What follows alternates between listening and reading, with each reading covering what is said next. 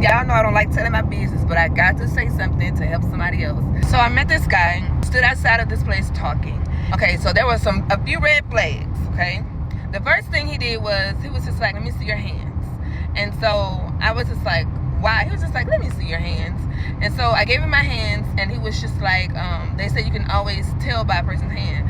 And he was trying to hug me. When he did that, I didn't really like that, so I was just like, Lord, any access I just gave this man through my hands, I revoke it now and I remove it now, just in case. I always do this just in case. And if I've opened up any door and gave him access, I said, I command the door to be shut and welded. I want you to keep that in mind. So we met up. We're sitting outside. I'm enjoying my food. He didn't want anything to eat. And we're just talking. And so he's telling me, everything, and I'm listening, okay? So the main thing that I've learned from being previously married is to listen. Stop trying to fantasize about what life can be. You are already at the altar. Stop trying to already be at the altar in the first conversation. Stop trying to see the potential in people and actively listen.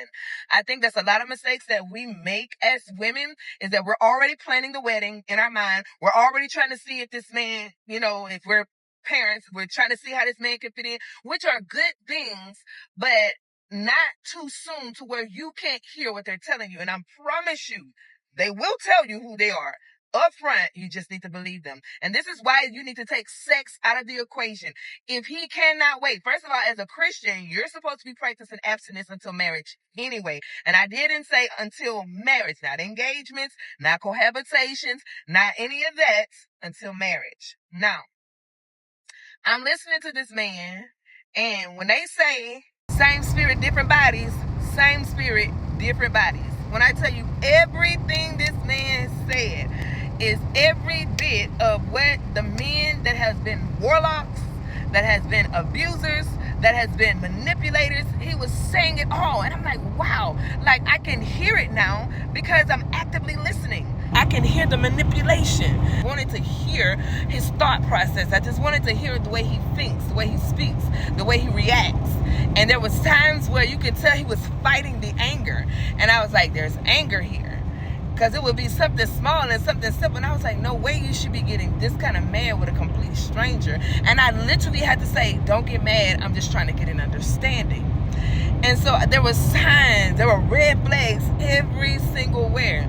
But the biggest red flag that he told me was he had a nice car, that he was able to stunt on his baby mama with this nice car.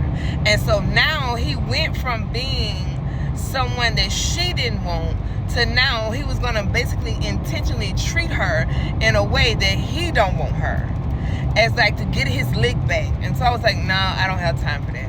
I don't have time for that. And so because I wasn't trying to come up with baby names with this man, because I wasn't trying to pick out the house, I was actively listening to see if this man, or if I was this man's rib, if I was this man's suitable and compatible partner. And I promise you, on that first day of meeting him, I knew immediately he was not.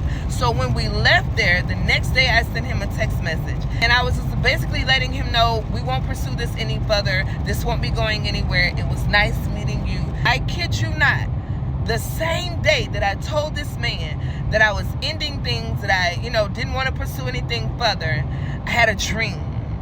And in that dream, I saw a demon trying to get through a door, and he was literally hitting up against the door, hitting up against the door, hitting up against the door. And remember, I told you, I said, Lord, if this hug or if him touching on my hands gave him any access, I remove this access, and I command the door to be shut and for it to be welded. When I tell you, this demon was trying to bust down that door with everything that it had, but he couldn't get through and he couldn't penetrate. And I said, oh yeah, you were a warlock.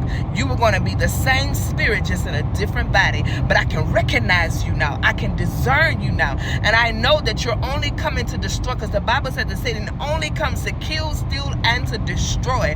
And I said, but not this time around. I recognize the devil, and I see you, devil. And this time, I don't give you permission to be in my life. Be watchful and be prayerful.